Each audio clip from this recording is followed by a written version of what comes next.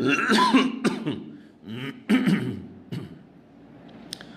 يهده الله فلا مضل له ومن يضلل فلا هادي له وأشهد أن لا إله إلا الله وحده لا شريك له وأشهد أن محمدا عبده ورسوله صلى الله تعالى عليه وعلى آله وصحبه وسلم تسليما كثيرا أما بعد فقد قال الإمام البخاري رحمه الله تعالى باب كينونة الجنوب في البيت إذا توضأ قال حدثنا أبو نعيم قال حدثنا هشام وشيبان عن يحيى عن أبي سلمة قال سألت عائشة رضي الله تعالى عنها أكان النبي صلى الله عليه وسلم يرقد وهو جنب قالت نعم ويتوضأ। সম্মানিত দিনী ভাতৃমণ্ডলী, আল্লাহ রাব্বুল আলামিনের প্রশংসা এবং রাসূলুল্লাহ সাল্লাল্লাহু আলাইহি সাল্লামের ওপর সালাত ও সালামের পরে জুমাবার 27 জিলহজ 1442 হিজরি মোতাবেক 6 আগস্ট 2021 আমাদের ধারাবাহিক আলোচনা সহিহ বুখারীর ব্যাখ্যা। বিষয়বস্তু গোসলের পর্ব নম্বর আজকে 5, আর এই দিয়ে গোসল সম্পর্কীয় হাদিসগুলি ইমাম বুখারী রাহিমাহুল্লাহ যে তার কিতাবে নিয়ে এসছেন শেষ হবে ইনশাআল্লাহ। অধ্যায় নম্বর 25-এ ইমাম বুখারী রাহিমাহুল্লাহ বলছেন বাবু কাইনুনাতিল জুনুবে ফিল বাইত ইযা তাওয়াদ্দা। জুনবী ব্যক্তি ওযু করে বাড়িতে অবস্থান করতে পারে এ সম্পর্কে এই অধ্যায় হচ্ছে কাইনুনা কানা ইয়াকুনুর মাসদার। জুনবের বাড়িতে অবস্থান করা, থাকা, কানা এখনো থাকা, আছে কানা মানে হয় থাকা। ওয়া কান আল্লাহু গফুর রাহিমা। কানা রাজুলুন নাইমান, লোকটি শুয়ে ছিল বা ঘুমন্ত ছিল, তো ছিল থাকা আছে, এই অর্থে কানা যে হয়ে থাকে কানা ইয়াকুনু ফিল নাকিস, ওরই মাসদার হচ্ছে কাইনুনা। জনবের বাড়িতে থাকা বা বাড়িতে অবস্থান করা ইযা তাওয়াদ্দা, যখন ওযু করে নেবে, ওযু করে নিয়ে বাড়িতে গোসল ফরজ থাকা অবস্থায়। জনবী কাকে বলা হয়? জনবী শব্দটি আরবি শব্দ, একটি শব্দ দিয়ে এর বাংলা করা আমার জানা নেই, আপনাদের জানা থাকলে জানাবেন। এমন ব্যক্তি যার ওপর গোসল ফরজ হয়ে রয়েছে সহবাসের কারণে অথবা স্বপ্নদোষের কারণে।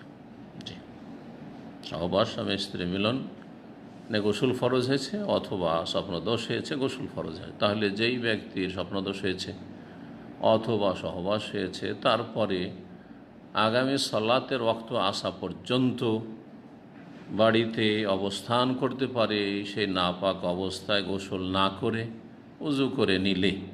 এই যে উযু করে নিলে শর্তটি আছে, এটি কোনো আবশ্যক শর্ত নয়, এটা ওয়াজিব নয়, এটি মুস্তাহাব, সুন্নাত, ভালো, উত্তম। কেউ যদি বিনা উযুতেও থাকে, ফজরের পরে নাপাক হয়েছে, গোসল ফরজ হয়েছে, আর তারপরে দুপুর 12টা পর্যন্ত বাড়িতে আছে, বাড়ির সংসারের কাজকর্ম করছে, পুরুষ হোক অথবা মহিলা হোক। শুধু বাড়ির নয়, এখানে বাড়িতে অধিকাংশ মানুষ অবস্থান করে কাজকাম না থাকলে, আর যাই কোথায়, সেই জন্য বাড়ির কথা বলা হয়েছে। বাড়ি ছাড়া অফিসে, দোকানে, রাস্তাঘাটে ড্রাইভিং করছে, কাজে গেছে, ডিউটি গিয়েছে, অসুবিধা নেই। জোহর পর্যন্ত ডিউটি করেন আপনি, কোনো অসুবিধা নেই। আপনি দুনিয়ার যে কোনো কাজ করেন, ঘরে বাইরে সব জায়গায় করেন, মসজিদে যাবেন না, মসজিদে গিয়ে অবস্থান করবেন না গোসল ফরজ থাকা অবস্থায়। আগামী সালাতের রক্ত আসা পর্যন্ত যে কোনো ক্ষেত্রে, এসা পরে নাপাক হলো কেউ, গোসল ফরজ হলো, ফজর আগ পর্যন্ত উযু করে নিয়ে ঘুমিয়ে থাক, অসুবিধা নেই। খাওয়া দাওয়া করুক, কাউকে খাওয়াক, পাক শাক করুক, সব জায়েজ। উযুটা করে নিলে ভালো। উযু করলে নাপাকি হালকা হয়ে যায়, যে অপবিত্রতা আছে সেটা কি হয়ে যায়? হালকা হয়ে যায়, এটি একটি বিষয়। উযু করে নিলে মানুষ শারীরিক দিক থেকে, মানসিক দিক থেকে নাপাকির পরে ফ্রেশ হয়ে যায়। এটা প্রত্যেক যুবক ব্যক্তি অনুভব করবে। স্বপ্নদোষের পরে অথবা স্বামী স্ত্রী সহবাসের পরে অজু করেন, একদিন দেখেন সেই দিন কেমন ভালো লাগে, আর একদিন বিনা উজুতে পড়ে থাকেন, খারাপ লাগবে। জি, অজু করা উত্তম। জি, যে কুসংস্কারগুলি আমাদের সমাজে রয়েছে সেগুলির খণ্ডন রয়েছে এই হাদিস এবং এই অধ্যায়ে এইরকম যে হাদিসগুলি রয়েছে। মহিলাদের মধ্যে কুসংস্কার আছে। আগের শাশুড়িরা নিজের মেয়ের ক্ষেত্রে অনেক ছাড়, আমাদের দেশের মহিলাদের নিজের মেয়েদের ক্ষেত্রে অনেক ছাড়, কিন্তু বৌমাদের ক্ষেত্রে অধিকাংশ মহিলারা জুলম অত্যাচার করে, খুব বাড়াবাড়ি করে। বাক্সা করতে দেবে না, কিচেনে ঢুকতে দেবে না, খেতে দেবে না, খাওয়ার কাউকে পরিবেশন করতে দেবে না, ঘর থেকে বেরোতে দেবে না, তুই না পাক হয়েছে আগে গোসল করে আয়। জি, এসব অজ্ঞতা এবং মূর্খতার সাথে সাথে বাড়াবাড়িগুলি আমাদের সমাজে ছিল। আর বাড়াবাড়ির বিভিন্ন কারণ থাকে, তার মধ্যে অজ্ঞতা হচ্ছে মুখ্য কারণ, দিন সম্পর্কে জ্ঞান না থাকা।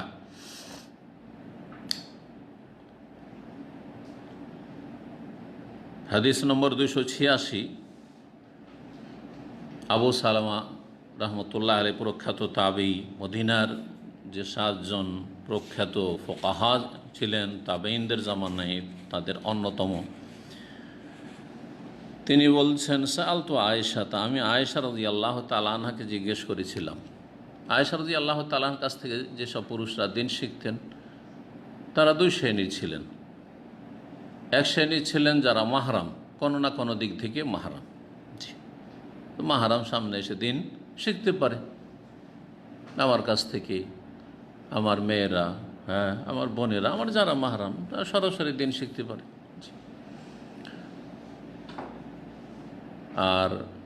আর এক শ্রেণীর মানুষ ছিলেন যারা পর্দার আড়াল থেকে হাদিস জিজ্ঞেস করতেন, যে হাদিসগুলি সাধারণত পরিবারের সাথে সম্পর্ক, দাম্পত্য জীবনের সাথে সম্পর্ক, স্বামী স্ত্রী জীবনের সাথে সম্পর্ক, যেসব বিষয়গুলি, এইসব আভ্যন্তরীণ বিষয়গুলি বাইরে কোথাও পাওয়া যাবে না। অন্য সাহাবী কী করে জানবে এই বিষয়গুলি? তাহলে এই সব বিষয়গুলি গোসল ফরজ হওয়ার পরে নাপাক অবস্থায়, গোসল ফরজ থাকা অবস্থায় বাড়িতে অবস্থান করা যায় কি না, বা গোসল ফরজ হওয়ার সাথে সাথে সবার সাথে সাথে নবী সাল্লাল্লাহু আলাইহি ওয়াসাল্লাম গোসল করেছেন, এই খবরগুলো কে জানবেন? স্ত্রী ছাড়া অন্যকে জানবে? স্ত্রীর কাছে জানতে হবে।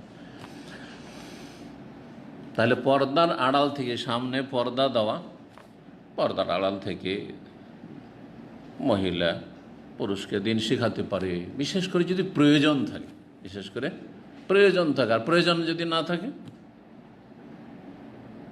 আজকাল এক শ্রেণীর মহিলা সোশ্যাল মিডিয়াতে এসে লেকচার দিচ্ছে না, প্রয়োজন আছে? কোনো প্রয়োজন নেই যে সোশ্যাল মিডিয়ায় সে ভাইরাল হবে আর সে আপলোড করবে, আর সেগুলি বা তার লোকেরা আর সেগুলি মহিলার চাইতে পুরুষই বেশি শুনছে। যাইছে না এইভাবে, কারণ বড় বড় আলেমায়ে কেরাম পুরুষদের মধ্যে রয়েছেন।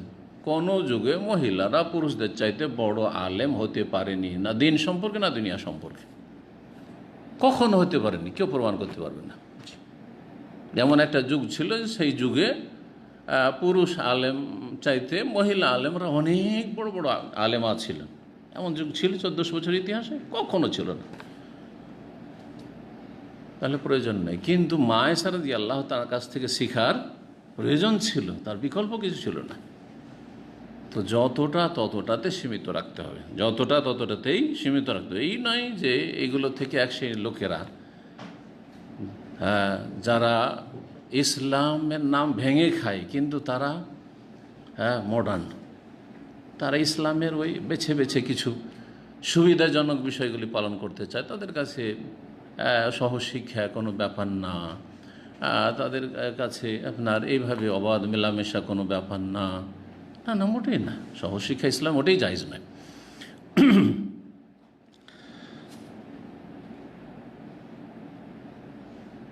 জিজ্ঞেস করলেন আবু সালামা রহমতুল্লাহ আলাইহি আয়েশা রাদিয়াল্লাহু তাআলা, আকানা নবী সাল্লাল্লাহু আলাইহি ওয়াসাল্লাম ইয়ারকুদু ওয়া হুয়া জুনুব, নবী করিম সাল্লাল্লাহু আলাইহি ওয়াসাল্লাম কি ঘুমাতেন জুনুবি অবস্থায়?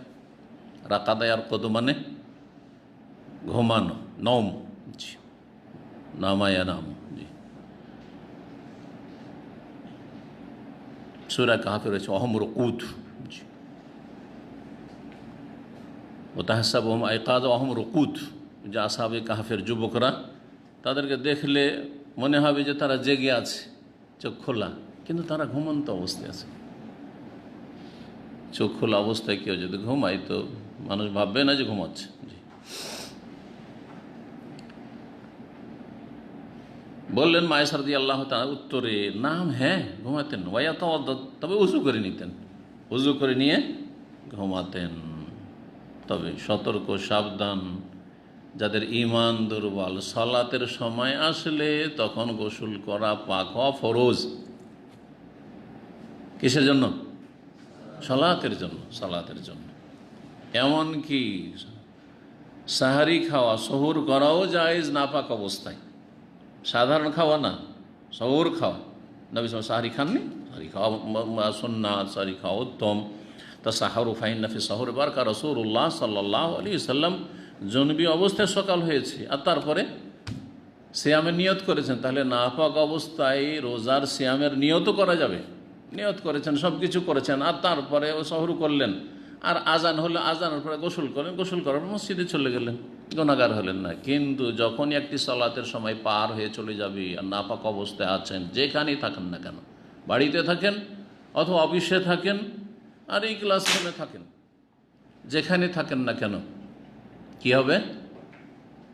লা তাদখুলুল মালায়েকাতু বাইতান ফিহি কালবুন আও সূরাতুন আও জুনুবুন। ওই বাড়িতে রহমতের ফেরেশতা প্রবেশ করে না, ওই ঘরে, ওই অফিসে, ওই জায়গায় রহমতের ফেরেশতা প্রবেশ করে না যেখানে কুকুর অবস্থান, কুকুর থাকবে, অথবা ছবি থাকবে, অথবা জুনুবী ব্যক্তি গোসল ফরজে আচার পড়ে আছে, বসে আছে, শুয়ে আছে, ফেরেশতা প্রবেশ করবে না। কিন্তু সালাতের সময় নয়, এশা থেকে না ফজর পর্যন্ত, সকাল থেকে না জোহর পর্যন্ত কোনো অসুবিধা নেই, ফেরেশতা প্রবেশ করবে না। ওই হাদিসটি এই ক্ষেত্রে প্রযোজ্য না। যদি এই ক্ষেত্রে প্রযোজ্য নবী সাল্লাল্লাহু আলাইহি সাল্লাম তাহলে এরকমটা করতেন না বা অনুমতি দিতেন না। বুঝতে পারছেন না? জি। তাহলে মাসলা জেনে নিন, উযু করে আপনি নাপাক অবস্থায় যদি প্রয়োজন মনে করেন, যে বিভিন্ন প্রয়োজন হতে পারে, আমি পরে গোসল করব, একাধিকবার সহবাস যুবক মানুষের, সুতরাং একবারই এক গোসল করব কয়েক সহবাসের পরে, সুতরাং থাক এখন একবারই ফাইনাল গোসল করব। অনেকে মাসলা না জানার কারণে নিজের ওপর নিজে মুসিবত নিয়ে আসে। নতুন বিয়ে করেছে, রাতে যদি 5 বারও যায়, 5 বার গোসল, আর গোসল করে ঠান্ডা লেগে নিউমোনিয়া ধরে গেছে। হ্যাঁ, অজ্ঞতায় এক সাহাবীকে ভুল ফতোয়া দিয়ে কী করেছিল, মাথা জখম হয়ে আছে, গোসল ফরজ দাঁড়িয়ে হয়ে গেছে, ও স্বপ্নদোষ হয়ে গেছে। অজ্ঞতা কি ফতোয়া দিয়েছিল তাদের মুফতি, যে যিনি সেই দলের অভিযানের আমির ছিলেন, না গোসল করতে হবে, গোসল থেকে কি আর অব্যাহতি পাওয়া যায়, এটা আমার অনুমতি দেয়নি, জানা ছিল না, ভুল করেছে, লোকটি মারা গেল, লোকটি মারা গেল। তাহলে মানুষ এরকম পরিস্থিতিতে মারা যাবে, আজকাল নিউমোনিয়া দেখছেন মারা যাচ্ছে। তো নবী সাল্লাল্লাহু আলাইহি ওয়াসাল্লাম যখন সংবাদটি জানতে পারলেন, মদিনায় খবর, কি বলেছে, কাতালুহু, তারা তাকে খুন করেছে, কাতালাহুল্লাহ, তাদের সর্বনাশ করুক আল্লাহ। তাহলে মূর্খতা আর অবস্থায় ফতোয়া দেওয়া, না জেনে ফতোয়া দেওয়া, অনুমান ভিত্তিক ফতোয়া দেওয়ার, ফতোয়া যদি ভুল হয়ে যায় তাহলে আল্লাহ সর্বনাশ করুক, নবী সাল্লাল্লাহু আলাইহি ওয়াসাল্লাম বদদুয়া রয়েছে। এত সহজ নয় যে সোশ্যাল মিডিয়াতে যেই সেই ফতোয়া দেওয়া শুরু করেছেন, যা আসলে বলে দিলেন অনুমতি। আমি শুনেছিলাম এরকম ফতোয়া, অনেকের কাছে শোনা যায়, ফতোয়া করতে দিলেন, বলছি এক শাইখের কাছে শুনেছি, ভালো করে তদন্ত করে দেখা যাচ্ছে ওর হদিসই পাওয়া যায় না, হ্যাঁ দলিলের, আর শাইখের কাছে শুনলেই তারপর তোমার ফতোয়া দেওয়ার অধিকার নেই, যতক্ষণ পর্যন্ত ইয়কিন না হবে, ইয়কিন না থাকবে এই বিষয়ে। আর তারপরে যে ফতোয়া দেবে তার দলিল সম্পর্কে জ্ঞান থাকা উচিত। ফতোয়া আলাদা জিনিস আর দিনের খেদমত করা আলাদা জিনিস, দাওয়াত, দুটোকে একাকার করে দিচ্ছে আজকাল লোকেরা। আজকালকার লোকেরা যারা মাশাআল্লাহ দিন শিখতে আগ্রহী, দিনের প্রচার প্রসারে আগ্রহী, তারা ফতোয়া আর দাওয়া দুটোকে একাকার করে দিয়েছে। যে দাওয়াতি কাজ করতে 2-4টা কথা বলতে পারছে, সেই মুফতি সেজে যাচ্ছে, ফতোয়া দেওয়া শুরু করে, যে কোনো বিষয়ে মুখ খুলছে, একটা কিছু বলতেই হবে। নিজেকেও সর্বনাশ করছে, অন্যেরও সর্বনাশ করছে, ফদল্লু আদাল্লু, নিজেরাও গুমরা হচ্ছে, অন্যদেরকে গুমরা করছে। ফতোয়া বড় জটিল জিনিস, খুঁটিনাটি মাসায়েল বড়ই জটিল জিনিস। এটা শুধু ওলামাদের জন্য, ওলামাদের কাজ, দায়ীদের কাজ না। কিছু দাওয়াতি কাজ করছেন, মাশাআল্লাহ, কিছু আপনি দিনের ভালোবাসা অন্তরে আছে, দিনের প্রচার প্রসার হোক, মানুষ গুমরাহি থেকে হেদায়েত হোক, শির বিদাত ছাড়ুক, অনেক বেশি জজবা অনুপ্রেরণা আছে, তাই বলে ফতোয়া দেওয়া শুরু করবেন আপনি কি? না, মোটেই না, জায়েজ নয়।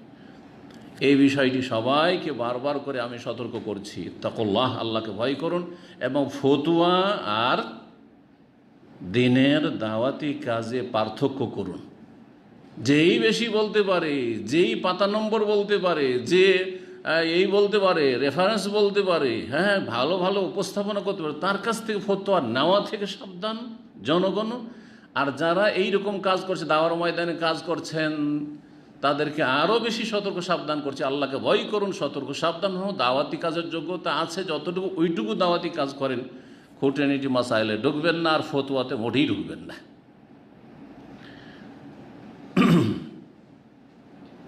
এই জন্য আমি কোনো আলোচনাতে সংক্ষেপে বলেছি যে জেনারেল শিক্ষিত লোকদের জন্য ফতোয়া দেওয়া জায়েজ নাই। তো অনেকে অবাক, বুঝেই না যে ফতোয়া কি জিনিস আর দাওয়াতের কাজ। জেনারেল শিক্ষিত লোক দিন সম্পর্কে যতটুকু ইয়াকিনের সাথে জানছেন, তাওহীদ সম্পর্কে জানছেন, শিরক সম্পর্কে জানছেন, সুন্নাত বিদআত জানছেন, অতটুকু দাওয়াতি কাজ করেন। কিন্তু ফতোয়া দেওয়া শুরু করবেন, সবকে একাকার করে দিলেন আপনি। আল্লাহ যেন বুঝার তৌফিক দান করেন।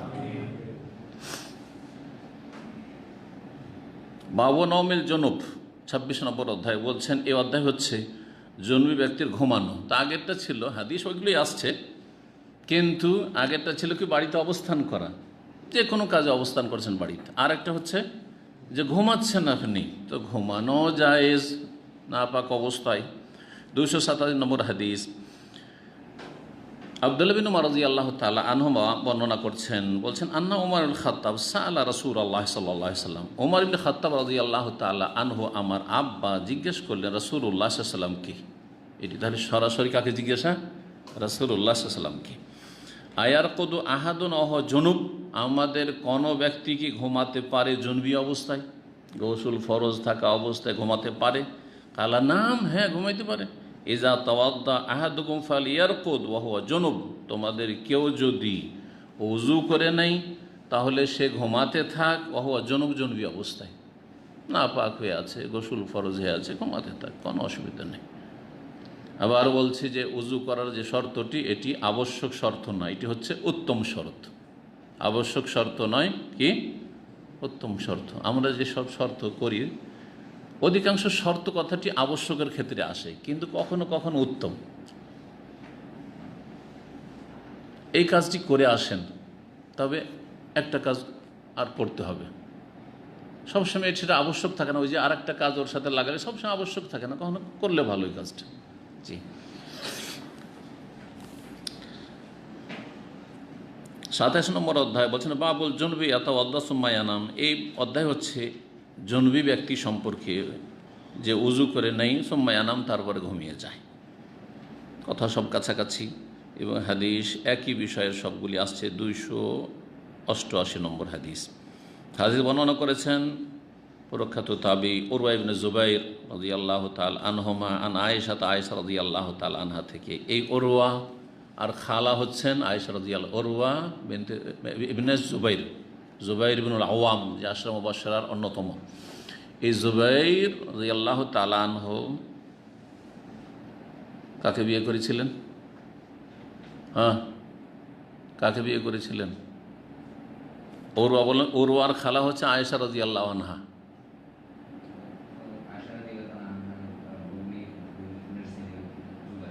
বোনের ছেলেই তো, এই জন্যই তো খালা হইল। আমি যে কাকে বিয়ে করেছিলেন, যে খালা হইল, মা আয়েশা খালা হলেন, তাহলে জুবাইর, উরওয়ার বাপ জুবাইর কাকে বিয়ে করেছিলেন? হ্যাঁ, আসমা বিনতে আবি বকর রাদিয়াল্লাহু তাআলা আনহুমা। আবু বকর সিদ্দিক রাদিয়াল্লাহু আনহু বড় মেয়ে আসমাকে বিয়ে করেছিলেন। জি, আসমা আর আয়েশা দুইজনে সহোদর বোন ছিলেন না বৈমাত্রীয় সৎ বোন ছিলেন? সৎ বোন। আয়েশা রাদিয়াল্লাহু আনহা মা আলাদা, উম্মে রোমান, আর আসমা বিনতে আবি বকর রাদিয়াল্লাহু তাআলা আনহুমার মা ইসলাম গ্রহণ করেনি। এই মর্মে একবার জিজ্ঞেস করলেন, ইয়া রাসূলুল্লাহ, আমার মা মুশরিকা, ইসলাম বিদ্বেষী, ইসলাম কবুল করতে চায় না, আবু বকর সিদ্দিক রাদিয়াল্লাহু তালাক দিতে বাধ্য হয়েছে, যখন ইসলাম কবুল করলো না তালাক দিয়ে দিল, আলাদা হয়ে গেল। তারপর ইসলাম গ্রহণ করেনি। তা আফা আসে লোহা মেয়ে ইসলাম গ্রহণ করেছে, সুবহানাল্লাহ। বাপের সাথে আসমা ইসলাম গ্রহণ করেছেন, জাতুন নেতাকাইন। জি হ্যাঁ, যে সওর পাহাড়ের গুহায় যখন রাসূলুল্লাহ সাল্লাল্লাহু আলাইহি ওয়াসাল্লামের সাথে আশ্রয় নিয়েছেন হিজরতের সফরে, তখন খাবার পৌঁছাতেন। জি হ্যাঁ, জাতুন নেতাকাইন, খাবার দিতেন। তো বললেন, ইয়া রাসূলুল্লাহ, আমি কি আফা আসিল্লাহ তার সাথে সিলাতুল আরহাম, আত্মীয়তার সুসম্পর্ক, মায়ের সাথে সুসম্পর্ক রাখতে পারবো না? একদম ছিন্ন মুশরিকা। তাহলে সিলিহা, অবশ্যই তার সাথে আত্মীয়তার সুসম্পর্ক, আত্মীয়তার সুসম্পর্ক অবশ্যই রাখতে হবে। সদ্ব্যবহার, সদ আচরণ অবশ্যই রাখতে হবে, যতই খারাপ হোক বাকমা। হ্যাঁ, যতই খারাপ হোক বাকমা। জি, কিন্তু তাদের পাপের কথা মেনে নেওয়া যাবে না। আল্লাহ বলছেন ফালা তোতে হোমা, তারা যদি শিরকি কুফরি পাপের কথা, অন্যায়ের কথা, আপনাদের অনেকে আছেন যাদের পরিবার বেদাত করে, মরার নামে খাবার, আপনাকে টাকা পাঠাতে বলছে যে টাকা পাঠাও, এই করব সেই করব, ফালা তোতে হোমা, মোটেই মানা যাবে না। সম্পর্ক রাখেন, মায়ের সাথে সম্পর্ক, বাপের সাথে সম্পর্ক, ভাইয়ের সাথে সম্পর্ক, ঠিক আছে, সব ঠিক আছে, তোমাদের কোনো অভাব থাকলে বলো। কিন্তু বেদাত করবে, খাবার খাওয়াবে ভোজ করে মৃতের নামে, ওর জন্য একটিও পয়সা নেই। হক কথা বলতে শিখুন।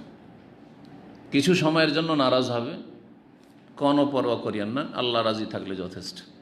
আল্লাহ রাজি করে দিবেন তাদেরকে, পরবর্তীতে আর না হইলে তারা হেদায়েত হয়ে রাজি হয়ে যাবে, খুশি হবে যে শক্ত হয়েছিল বলে আমরা হেদায়েত হয়েছি, না আমরাই বিদাতি হয়ে থেকে যেতাম, আপনারও শুকরিয়া আদায় করবে।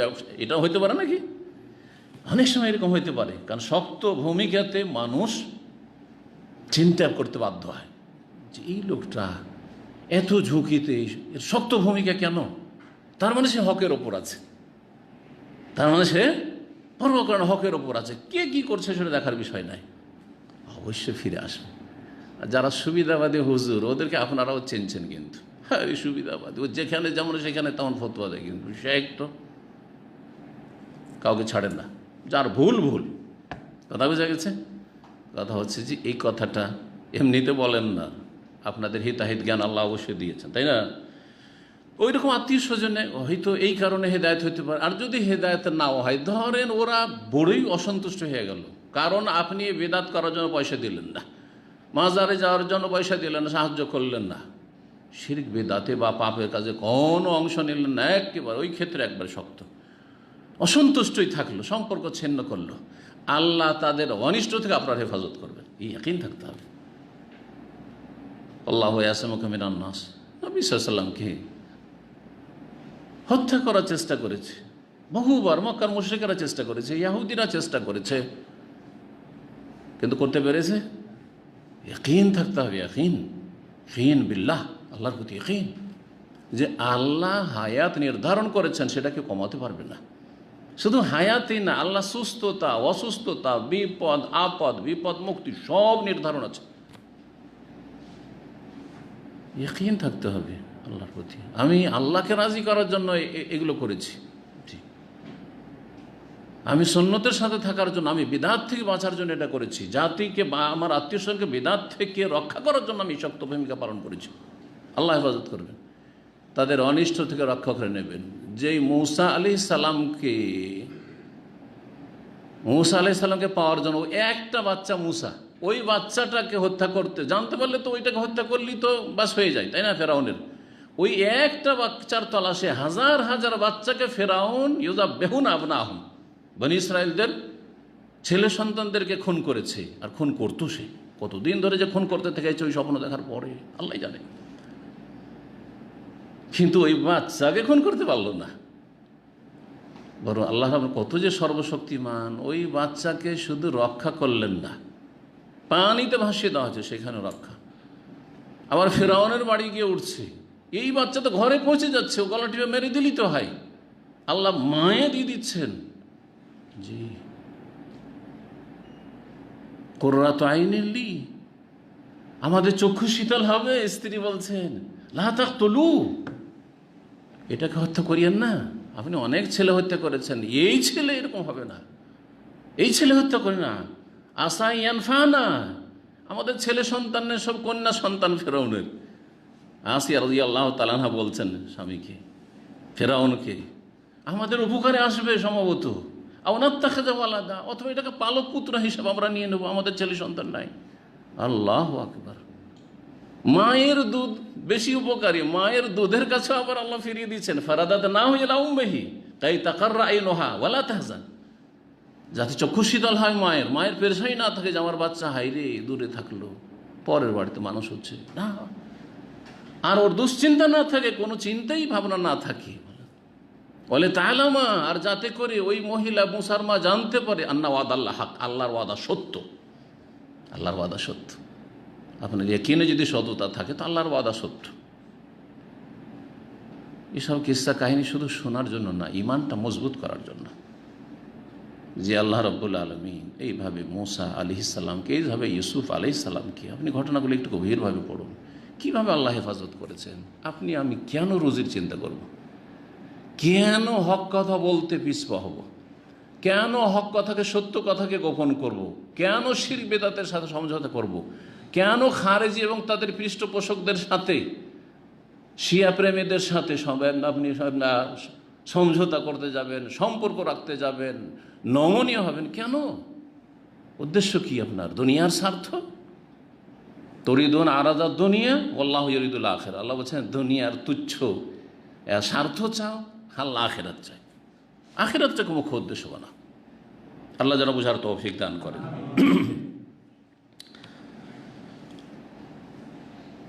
বলছিলাম উরওয়া তার খালা থেকে বর্ণনা করছেন, আয়েশা রাদিয়াল্লাহু আনহা থেকে, কালা, তিনি বলছেন, কানান নবী ইজা আরাদা ইয়ানাম, নবী সাল্লাল্লাহু আলাইহি ওয়াসাল্লাম যখন ঘুমোতে চাইতেন, জুনবি অবস্থায়, তার জুনবি অবস্থাও ঘুমাতে চাইতেন। নবী সাল্লাল্লাহু আলাইহি ওয়াসাল্লাম গোসল ফরজ হয়, সেই অবস্থায় মনটা চাইতো যে একটু ঘুমিয়ে নিই, তাহলে আমার আপনার চাইতে পারে, এমন কোনো অপছন্দনীয় কাজ করছেন না। অনেকে আবার এগুলোকে মকরুহ মনে করে, যে গোসলটাকে এরকম করে বিলম্ব করবো, মকরুহ কাজ না, মকরুহ কাজ করেছেন নবী সাল্লাল্লাহু আলাইহি ওয়াসাল্লাম। জায়েজ, জায়েজ কাজে কখনো যেন আপনার দ্বিধাদ্বন্দ্ব না থাকে, জায়েজ, আল্লাহ জায়েজ করেছে, আপনি ভোগ করুন।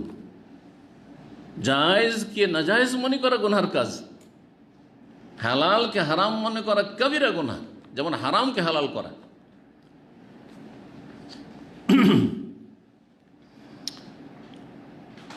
কি করতেন? জন্মী অবস্থায় যখন ঘুমাতে চাইতেন, গাসালা ফারজাহু, লজ্জা স্থান ধৌত করে নিতেন, লজ্জা স্থান না পাকে লেগেছে পরিষ্কার করে নেন। আর তারপরে ওয়াতাওয়াদ্দা লিসসালাতে, সলাতের মতো করে উজু করতেন। তাওয়াদ্দা লিসসালাতে মানে ওয়াজুহু লিসসালাতে, কা ওয়াজুহি লিসসালাতে, যেমন সলাতের উজু সেম ওই রকম উজু করে নিতেন। 289 নম্বর হাদিস এই অধ্যায়েরই আব্দুল্লাহ বিন মাসউদ রাদিয়াল্লাহু তাআলা আনহু থেকে বর্ণিত, তিনি বলছেন, ইস্তাফতা ওমরুন নবী সাল্লাল্লাহু আলাইহি ওয়াসাল্লাম। এখানে আব্দুল্লাহ সাধারণত থাকে যখন হাদিসে, শুধু আব্দুল্লাহ তো আব্দুল্লাহ মাসউদই হয়, তবে এই রকমই হাদিস ওমর ইবনে খাত্তাব রাদিয়াল্লাহু তাআলা আনহু থেকে বর্ণনা করেছেন আব্দুল্লাহ বিন উমর, তো হতে পারে যে তিনি আব্দুল্লাহ বিন উমর, আল্লাহু তাআলা আলাম। কালা, তিনি বলছেন, ইস্তাফতা ওমরুন নবী সাল্লাল্লাহু আলাইহি ওয়াসাল্লাম। আবার এটাও হইতে পারে যে ওমর রাদিয়াল্লাহু তাআলা তার ছেলে ইবনে উমরও বর্ণনা করেছেন, আর আব্দুল্লাহ বিন মাসউদ বর্ণনা করেছেন, কোনো বিচিত্র নেই। নবী করিম সাল্লাল্লাহু আলাইহি ওয়াসাল্লামকে ওমর রাদিয়াল্লাহু তাআলা ফতোয়া জিজ্ঞেস করলেন, তাহলে ফতোয়া জিজ্ঞাসা করাও শরীয়ত সম্মত আর ফতোয়া দেওয়াও শরীয়ত সম্মত, কিন্তু ফতোয়া দেবে যোগ্য ব্যক্তি, যার মধ্যে ফতোয়া দেওয়ার ক্ষমতা রয়েছে, ভালো আলেমরা। আর যারা মাঝারি আলেম তারা ফতোয়া নকল করবে, বড় বড় আলেমাদের ফতোয়া নকল করবে, এটা নিরাপদ। এই দুটোতেও পার্থক্য বুঝে না, যে কিছু পড়ে আমাদের মতো লোকে সব ফতোয়া দিতে শুরু করে না। এই জন্য আমি স্পষ্ট ভাষা বলি, আমি সাধারণত ফতোয়া দিই না, ফতোয়া নকল করি।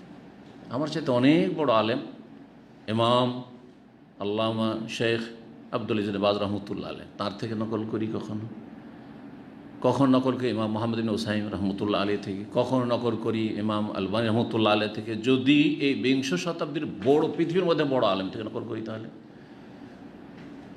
অধিকাংশ সময় নাম বলে দিই, আর কখনো নাম না বললে আমি জানছি যে এই ফতোয়াটি তিনি দিয়েছেন, কনফার্ম, নিশ্চিত। অথবা তার আগে ইমাম ইবনে তাইমিয়া রাহিমাহুল্লাহ, যারা সালাফদের মানহাজে ফতোয়া দিয়েছেন, কোরআন সুন্নাহ এবং সালাফদের মানহাজকে সামনে রেখে যারা সংস্কারমূলক কাজ করেছেন আর তাদের ফতুয়াগুলি গবেষণামূলক, তাদের থেকে উপকৃত হয়ে তাদের ফতোয়া নকল করি। সুতরাং আমি নিরাপদ।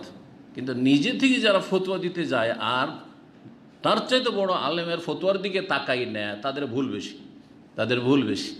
লক্ষ্য করবেন, আজব আজব ফতোয়া দিয়ে বসে, উদ্ভট কথা বলে বসে। উম্মতে না আবু হানিফা বলেছেন, না শাফি বলেছেন, না মালিক, না আহমদ, হ্যাঁ উম্মতে মুসলিম ইবনে তাইমিয়া, কেউ বলেনি, একটা নতুন কথা বলে দিয়ে বসে থাকলো।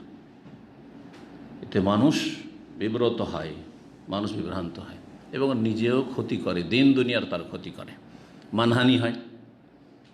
আর তার সাথে তার চাইতে বড় যেটা, সেটা আল্লাহর কাছে মানহানি হবে, অপদস্থ হইতে হবে।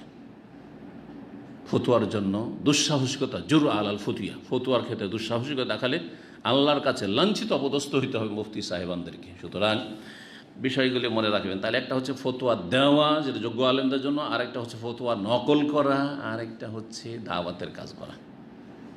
দাওয়াতের কাজ যারা করছেন, কিছু জানছেন, ওইটুকু পৌঁছাচ্ছেন, বাল্লিওয়ানিওয়ালা আয়া। কিন্তু আপনি ওপর স্টেজে গিয়ে ফতুয়া নকল করা, আপনি আরবি বুঝেন না, বাংলা বুঝেন, আর বলছে আমি ইবনে বাজ থেকে নকল করছি। কোনো ভাষার মাধ্যমে জানি না কতটুকু বুঝেছেন আপনি, আর যতটুকু যে অনুবাদ করে সে বা কতটা বুঝিয়েছে, আপনি ওটা ঢুকিয়েন না। আর উচ্চ স্তর হচ্ছে ফতোয়া প্রদান করা। আল্লাহ রাব্বুল যেন আমাদের উপকারী জ্ঞান দান করেন এবং আমাদেরকে সমস্ত রকমের বিভ্রান্তি বাড়াবাড়ি থেকে বাঁচিয়ে রাখেন। জনবি অবস্থা আমাদের কেউ কি ঘুমাতে পারবে? ওমর রাদিয়াল্লাহু আনহু জিজ্ঞেস করেছেন ফতোয়া। কালার নাম, হ্যাঁ, এদা তাওয়াদ্দা, যখন উজু করে নেবে। 290 নম্বর হাদিস, আব্দুল্লাহ ইবনে উমর রাদিয়াল্লাহু তাআলা আনহু হতে বর্ণিত, আন্নাহু কাল, তিনি বলছেন, যাকারা উমর ইবনে খাত্তাব রাসূলুল্লাহ সাল্লাল্লাহু আলাইহি ওয়াসাল্লাম, উমর ইবনে খাত্তাব আমার আব্বা রাসূলুল্লাহ সাল্লাল্লাহু আলাইহি ওয়াসাল্লামের সামনে আলোচনা করলেন কি, বে আন্নাহু তুসিবুল জানাবা মিনাল লাইল, রাতে তার গোসল ফরজ হয়ে যায়। রাতেই, প্রথম রাতে হতে এসা পরে পরেই গোসল ফরজ হয়ে যায়। ফাকাল রাসূলুল্লাহ সাল্লাল্লাহু আলাইহি ওয়াসাল্লাম, উদ্দেশ্য যে রাসূলুল্লাহ, আমার ধরেন রাত 9টার দিকে 10টার দিকে গোসল ফরজ হয়ে গেল, তাহলে সাথে সাথে গোসল করতেই হবে একবারে? এটা ছিল প্রশ্ন। রাসূলুল্লাহ বললেন, তাওয়াদ্দা, উজু করে নাও, ওয়াগসিল যাকারাকা, লজ্জা স্থান ধুয়ে নাও, সুম্মা নাম, তারপরে ঘুমিয়ে যাও, আর ফজর আগে গোসল করে নাও, সমস্যা নেই।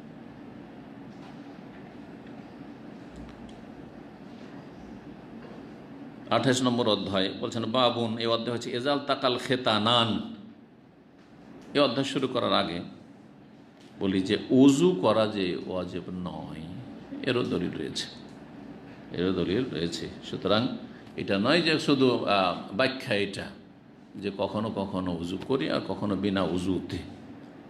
পানি স্পর্শ করেননি, উজু করেননি, পানি স্পর্শ করেননি, ঘুমিয়েছেন, হ্যাঁ, তো অথবা অবস্থান করেছেন, তো জায়েজ রয়েছে। কিন্তু যেমনটা বললাম, আবার বলছি, সলাতের সময় যেন হাজির না হয়ে যায়, আল্লাহকে ভয় করবেন। অনেকে সলাতের সময় যে না পাক হয়ে থাকে, তখন কাবিরা গুনাহতে চলে গেল, ছোটো মোটো ভুল হইল না, তখন কিসে চলে গেল? কাবিরা গুনাহ। কারণ সলাত এইভাবে বিলম্ব করা কাবিরা গুনাহ। আর তারপরে শরঈ ওযর না থাকে, তাহলে জামাত সহকারে সলাত আদায় করা সঠিক মতে ওয়াজিব। জি, 28 নম্বর অধ্যায় বলছেন, বাবুনি অধ্যায়, ইজাল তাকাল খেতানান, যখন দুই লিঙ্গ পরস্পর মিলিত হবে, এটা শাব্দিক অর্থ। খেতান খাতনা থেকে, খেতান খাতনা শব্দ থেকে, তো খেতানান দুই খাতনা, দুই খাতনা অর্থাৎ যেইটুকু অংশ লজ্জাস্থানের গুপ্তাঙ্গের কি হয়, খাতনা করা হয়, যেটুকু অংশ কি করা হয়, খাতনা করা হয়। এই খাতনা করার পরে যেটুকু প্রকাশ, অর্থাৎ অগ্রভাগ, পুরুষের গুপ্তাঙ্গের অগ্রভাগ। জি, আর নারীর খেতান, সেটাও হাদিসে আছে, কিন্তু পুরুষদের মতো ওয়াজিব অথবা ওই রকমের গুরুত্বপূর্ণ নয়, সেটা জায়েজ। আর এটা ভারত উপমহাদেশের প্রচলন নাই, এই প্রচলনটি মিশরে বিশেষ করে আছে, মিশরে আছে মেয়েদেরও খাতনা। যখন আমার দেশে প্রচলন নাই, আর সেটা এমন কোনো এরকম মানে ওই রকম সুন্নত মুআক্কাদা নয় বা ওয়াজিবও নয়, সুতরাং সেই বিষয়ে আর বেশি আলোচনার কোনো প্রয়োজন নেই। তো এইখান থেকে খেতানান বলা হচ্ছে দুই খাতনার স্থান, দুই খাতনার স্থান বলা হয়েছে। শুধু স্পর্শ নয়, বরং সেটা অতিক্রম করতে হবে। অর্থাৎ এই শব্দগুলি এসছে অন্য রেয়াতে যেমন রয়েছে, এখানে ইজাইল তাকা, যখন পরস্পর মিলিত হবে, ইলতাকা মোলাকাত হওয়া ইলতাকা থেকে। আর এক জায়গায় রয়েছে ইজা জাওয়াজেল খেতানুল খেতান, যখন পুরুষ গুপ্তাঙ্গ বা পুরুষ লিঙ্গ স্ত্রীলিঙ্গে প্রবেশ করবে, তখন প্রবেশ হইতে হবে। জি হ্যাঁ, অগ্রভাগ প্রবেশ করলেই গোসল ফরজ হয়ে যাবে। এই হচ্ছে রাসূলুল্লাহ সাল্লাল্লাহু আলাইহি সাল্লামের হাদিস থেকে নেওয়া বাক্যটি দিয়ে অধ্যায় কায়েম করা। ফাকাদ ওয়াজাবাল গোসল, নির্বাহিত রয়েছে যখন পুরুষ লিঙ্গ স্ত্রীলিঙ্গে অতিক্রম করবে বা প্রবেশ করবে তখন গোসল ফরজ হয়ে যাবে। এখন এখানে যে 291 নম্বর হাদিস নিয়েছেন সেটা অন্য ভাষা দিয়ে এসছে।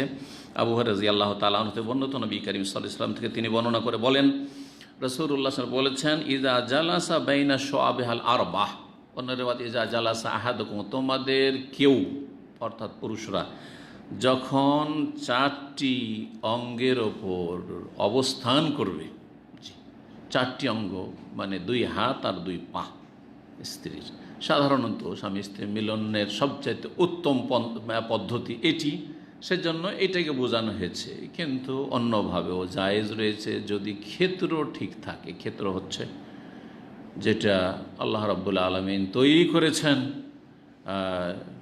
পুরুষদের জন্য নারীর, আর যেটা যেখানে সহবাসে ছেলে মেয়ে জন্মায় সেটা, জি, বায়ুপথ নয়, বায়ুপথে আপনার সহবাস, এটি লানতের কাজ, কাবিরা গুনাহ, হারাম। জি, যার সাথে হোক না কেন, সেটা পুরুষের সাথে হইল ধ্বংসাত্মক গুনাহ, যেটি আল্লাহর আযাব গজব ডেকে নিয়ে আসে, অথবা স্ত্রীর সাথে হইলেও সেটা হারাম, জি, কাবিরা গুনাহ, জি, জায়েজ নয় এগুলো।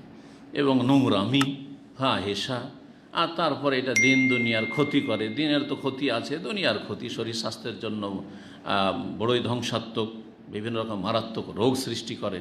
আল্লাহ রাব্বুল আলামিন যারা বদ চরিত্রের লোক, যারা একটু নিচু শ্রেণীর লোক, নোংরা, তাদেরকে আল্লাহ হিদায়াত দান করেন। আর একজন রুচিশীল মুসলিম কখনো এরকম চিন্তা করতে পারে না।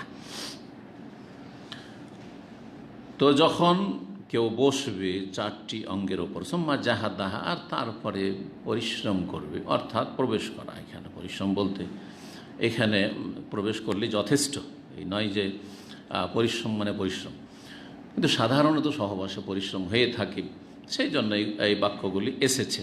ফাকাদ ওয়াজাবাল গোসল, কিন্তু এটা শর্ত নাই। পুরুষ লিঙ্গ স্বামী স্ত্রীলিঙ্গে প্রবেশ করলে ফাকাদ ওয়াজাবাল গোসল ফরজ হয়ে যাবে। গোসল কী হয়ে যাবে? ওয়াজাব মানে ফরজা, ওয়াজিব আর ফরজে কোনো পার্থক্য নেই। দেখেন হাদিসের ভাষা, আপনারা গোসল ফরজ বলেন না, গোসল ওয়াজিব বললেন নাকি? ঠিক না, গোসল ফরজ বলে, তাই না? তো ওয়াজাব মানে ফরজ, ওয়াজিব আর ফরজে কোরআন এবং হাদিসের ভাষায় কোনো পার্থক্য নেই। হানাফি মাযহাবে ফিকহি পরিভাষায় টার্মে তারা পার্থক্য করেছে, তাছাড়া কোনো আইমা শাফি মালিক আহমদ অন্যরা কেউ পার্থক্য করেননি। আর হাদিসে কোনো পার্থক্য নাই। যেটা অবশ্যই করণীয়, আর না করলে কাবিরা গুনাহ হবে, সেটা ফরজ, সেটাই ওয়াজিব।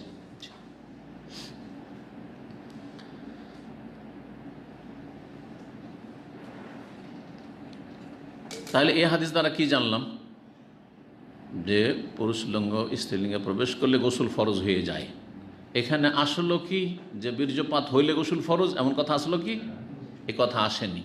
তারপর বীর্যপাতের কথা আসেইনি। আসলে বীর্যপাত শর্ত না শর্ত নয়, বীর্যপাত না হইলে এইসব কথা আসেনি। কিন্তু বুখারীতে না থাকলেও সহিহ মুসলিম হাদিস, ওয়াইল্লাম ইউনজিল, যদিও বীর্যপাত না হয়, সহবাস হয়েছে কিন্তু বীর্যপাত হয়নি, ফাকাদ ওয়াজাবাল গোসল ফরজ। তাহলে সহিহ মুসলিমের হাদিস দ্বারা আর একটু স্পষ্ট জেনে নিলাম, হাদিস দ্বারা জানলাম।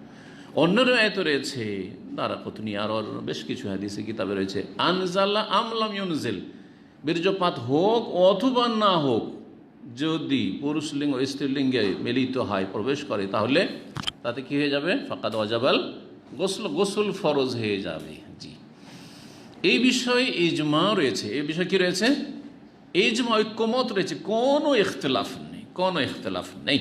জি, তবে সালাফদের যুগে, সাহাবায়ে কেরামদের যুগে কিছুটা ইখতিলাফ থেকে গেছিল।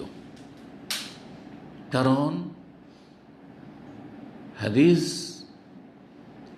যে আগের হাদিসটি মনসুখ হয়েছে, সেই হাদিসটি বলছি, সেটা বেশ কিছু সাহাবায়ে কেরামদের কাছে খবর পৌঁছেনি, জানতে পারেননি। তখন তো জানাটা এত সহজ ছিল না। অত সহজ ছিল মানুষের? না, জানা সহজ ছিল না। অভাবের সময়, আর তারপরে মানুষ ছড়িয়ে ছিটিয়ে আছে। যখন আসলো তখন নবী সাল্লাল্লাহু আলাইহি ওয়াসাল্লাম থেকে যেটুকু জানতে পারলো, আর বাকি যেগুলো ছুটে গেল। এমন কিছু ছিল, মাধ্যম ছিল যে একে অপরকে পৌঁছে দিবে, যেমন এখন মাধ্যম হয়ে গেছে। এই একটা আলোচনা শুনেই আমাদের অনেক ভাই আছেন। এক ভাই বলছেন, শেখ আমার কাছে 60টার মতো হোয়াটসঅ্যাপ গ্রুপ আছে। আমাদের যে অডিও, একজনে শুধু 60টা গ্রুপে পাঠায়। আর একজন আমার ছাত্র দায়ী, জাযাকাল্লাহ খায়র, শেখ সেনে বলছেন, শেখ আমি এগুলো 20টার মতো গ্রুপে আমাকে অ্যাড করে রেখেছে, প্রত্যেকটাতে পাঠাই। আমি শুধু এই দুজনে জানি, আর আমি যেগুলো জানি না সেগুলো তো আল্লাহ ভালো জানে। কথা বুঝতে পারছেন না? যিনি বলছেন যে 60টার মতো গ্রুপে, সে আমাদের ছাত্র দামামে ছিল, চলে গেছেন। তো কথা হচ্ছে যে এইরকম অনেক ভাই রয়েছেন, আরও বেশ কিছু ভাইয়েরা রয়েছেন যারা বিভিন্ন শহরে থাকেন। তারা আমাকে বলেন যে শেখ অডিওটা পাঠিয়ে দেবেন। তারা অনেকগুলি গ্রুপ চালায়, কতটি চালে জানি না। তাহলে চিন্তা করেন যে একটা কথা 1 সেকেন্ডের মধ্যে শুধু ক্লিক ফরওয়ার্ড করলেন, সাথে সাথে চলে গেল, কত লোকের কাছে পৌঁছে গেল। শুনলেই হইল, জানলে হইল, লাভবান হওয়ার চেষ্টা করলেই হইল, এলিম শেখার চেষ্টা থাকলেই হলো। কিন্তু সাহাবায়ে কেরামদের যুগে এরকমটা ছিল? সাহাবায়ে কেরামদের যুগে কেন যাবেন? আজকে থেকে 20-30 বছর আগে ছিল না। আমি যখন প্রথম 23 বছর আগে ইসলামিক সেন্টার দাম্মামে এসে সপ্তাহে একটা বক্তব্য করতাম, বিষয়ভিত্তিক, মঙ্গলবার ছিল, জানা আছে পুরাতন ছাত্রদের, আর জুমাবারে আকিদার ক্লাস করতাম, কিতাব তাওহীদ আর ওই যেসব আকিদার, এই ক্লাসগুলি প্রথম দিয়ে শুরু করি, তারপরে তাফসীর শুরু করি, লম্বা ইতিহাস। তখন ওই মঙ্গলবারে একটা বিষয়ভিত্তিক 1 ঘন্টা, 1.25 ঘন্টা, 1.5 ঘন্টার আলোচনা তৈরি করার জন্য লাইব্রেরিতে বসতাম, একটা করে আয়াত হাদিস তলাশ করতাম। মাকতাবা শামেলা পর্যন্ত ছিল না, ইন্টারনেট তো ছিলই না, স্মার্টফোন তো ছিলই না। ও তো আসলো 2004-05-এ তো এমনি ছোট মোবাইল আমার কাছে আসলো, ছোট সাধারণ মোবাইল। আর তারপর স্মার্টফোন তো 2010-12 বা তারপরে কখন মনে নাই। কিন্তু তো তাহলে দীর্ঘ সময় আমি 99 থেকে শুরু করে, 99 থেকে শুরু করে 2008-10 পর্যন্ত যে বক্তব্যগুলি তৈরি করেছি, লাইব্রেরিতে বসেছি, একটা আয়াত হাদিস হাওয়ালা তলাশ করেছি, সহিহ জয়ীফ তলাশ করেছি, একটা বক্তব্য তৈরি করতে 5 দিন খেটেছি। আপনি তো মনে করছেন যে আলহামদুলিল্লাহ রেডিমেড। আমি কি ওই দেশের ওয়াইজ বক্তাদের মতো যে ওয়াজ শুরু করলাম কোথা থেকে আর শেষ করলাম কোথা থেকে আমি জানি না।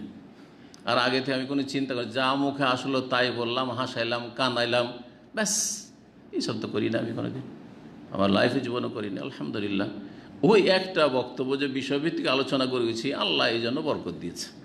তো বরকত বিভিন্ন কারণে আসে, বিভিন্ন কারণে আসে। আমি যখন মাদ্রাসাতেও পড়িয়েছি, আলহামদুলিল্লাহ, আল্লাহর শুকরিয়া আদায় করছি। আমি মাদ্রাসার ছাত্রদেরকে বলতাম, দেখো আমার একটা অভ্যাস আছে, আমি জীবনে আমার লাইফে 7 বছর শিক্ষকতা করেছি এবং দাওরা পর্যন্ত পড়িয়েছি, বুখারী পড়িয়েছি আলহামদুলিল্লাহ, এবং শেষ ক্লাস দাওরার আমি 3-4টি কিতাব পড়িয়েছি। কখনো বিনা স্টাডিতে, সম্যক মোতালা যেটাকে বলা হয়, বিনা স্টাডিতে, প্রস্তুতিতে ক্লাসে বসিনি। একবার না, একবার বিকেলবেলা পড়েছি, এক রিভাইজ, কালকে পড়াবো। আর একবার রাত্রে চেষ্টা করেছি, আর একবার ফজর পড়ে, কারণ ফজর পরে যেটি পড়বো সেটি একদম আমার এখানে রেকর্ড হয়ে গেছে, সবটি দিতে পারবো। তারপরে তখন দিয়েছি। আমি যে 10 বছরে তাফসীর শেষ করলাম 30 পারার, এত সহজ নয়। এই হাদিস যে বুখারী পড়াচ্ছি, এর চাইতে তাফসীর আমার কাছে অনেক কঠিন ছিল, এবং এই হাদিস বুখারী পড়ানো আমার কাছে অনেক সহজ এই কোরআনের তাফসীরের তুলনায়। আপনারা মনে করছেন আজকাল তফসির করা শুরু করেছে এক শ্রেণীর ইখওয়ানি জামাতিরা, তো এদের তফসির, লেবার ট্যাক্সি চালায়, আর তারপরে তাদের সাপ্তাহিক মজলিসে বসে, আর সব তফসির নিজে নিজে তফসির করে। এদের মহিলারা তফসির করে, আরবির একটা অক্ষর বুঝে না, সব তফসির করে, তফসির কোরআন হয় এদের। দারসে কোরআন হয়। আউযুবিল্লাহি মিনাশ শাইতানির রাজিম। জুমাবারে আগে তো পড়েছি, এই সপ্তাহের ভিতরে তো 2-3 বার পড়েছি, যে তফসিরটা আপনাদেরকে পড়াবো। তারপরে আমার যেইটা আমার মানে সাপ্তাহিক যেটা আমার রুটিন বলছে তফসির করার ক্ষেত্রে, সকাল 9টায় উঠে যায়, জীবনে 9টার পরে কখনো ঘুমায় না। তার আগে 8:30 থেকে 9টার মধ্যে উঠে যায়, নাস্তা কিছুক্ষণের মধ্যে হয়ে গেল, আর তারপরে বা কখনো নাস্তায় বিলম্ব হলে আমি সাথে সাথে উজু করি, আর তারপরে বসে গেলাম 2 রাকাত সালাত আদায় করে সালাতুদ দুহা, তারপরে বসে গেলাম আমি তফসির নিয়ে 2-3টা তফসির পড়ছি, বাংলাতেও পড়ছি। বাংলাতে শুধু তর্জমাটা দেখার জন্য পড়িনি, যদিও আমি তর্জমা করতে পারবো হয়তো, কিন্তু না, এইভাবে তর্জমা করি না। কখন আমি বাংলা অনুবাদ না দেখে আসি না, এতটুকু। আর আরবি তফসির তো মূলত আরবি তফসির পড়ি একাধিক। তফসিরটা পড়ার পরে তারপরে এখানে এসে তফসির করি 10:30 পর্যন্ত তফসির পড়ে তারপরে মসজিদে এসে ঢুকি।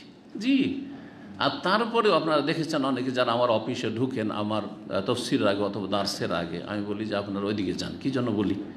অনেকে হয়তো বুঝে না কী জন্য। আমি এই সময় একটু মানসিক প্রস্তুতি নেব, অথবা কোনো একটা কিছু দেখার হঠাৎ করে ভুলে গেছি, আমি একটু দেখব, তো আমি ফ্রি থাকতে চাই। যারা ভালো আলোচনা করে আরব শেখরা, তাদের কাছ থেকে শিখেছি তারা, এবং আমার একজন ভালো ওস্তাদ ছিলেন, তিনি ভালো বক্তা এবং ভালো দাওরা পড়াইতেন, বুখারী পড়াইতেন আমাদেরকে। তিনি বলতেন যে আমি বক্তব্যের আগে 15 মিনিট থেকে আধা ঘন্টা নির্জনে চলে যাই, কারোর সাথে বসি না। ওতে আমি কি করি, যা কিছু বলবো তা আমি এখানে সেট করে নিই, তরতিব দিয়ে নিই। বুঝতে পেরেছেন? যারা ভালো কিছু দিতে চাই, তো যাদের মধ্যে ইখলাস আছে যে আমি কিছু জাতিকে দিতে চাই, আমি কিছু মাদ্রাসায় আমার ছাত্রদেরকে দিতে চাই, এলেম দিতে চাই, তারা এভাবে মেহনত করবে। আর বহু ওস্তাদের কাছে আমরা পড়েছি, এবং বহু এইরকম ওস্তাদ এখনও পড়াচ্ছে, শিক্ষক পড়াচ্ছে। কোথায় পড়া আছে রে, হ্যাঁ শুরু করে দিল, তারপরে কোথাও হয়তো এক বন জঙ্গলে গিয়ে আটকে গেল, বেজ্জতিরও শেষ নেই। জি হ্যাঁ, অথবা বেজ্জতি না হইলেও ঠকামি করলো, যেখানে ঠিক করে ক্লিয়ার বুঝাতে পারছে না, গোলমাল করে ছেড়ে দিল। ছাত্র লজ্জায়, চক্ষু লজ্জায় কিছু বললো না, ও বুঝলো না, কিছু বললো না, এরকম হয়ে থাকে। জি, আল্লাহ যেন আমাদেরকে ভালো জ্ঞান দান করেন এবং আমাদের এলমে যেন বরকত দান করেন, আমলের তৌফিক দান করেন। কি বলছিলাম? তাহলে এজমা হয়েছে পরে, কিন্তু সাহাবাই কেরামদের যুগে কিছু সাহাবাই কেরামদের ভিন্ন মত ছিল। কিসের ভিত্তিতে? তারা একটা হাদিস জানতেন, ওইটা আগের হাদিস, ইন্নামাল মাও মিনাল মায়, বা আল মাও মিনাল মায়, দুই রকম করে হাদিস আসছে। নিশ্চয়ই পানির প্রয়োজন হবে, হ্যাঁ, পানি বের হলে। ইন্নামাল মাও মিনাল মায়, মা দুটোই পানি, কিন্তু একটা পানি হচ্ছে গোসলের পানি।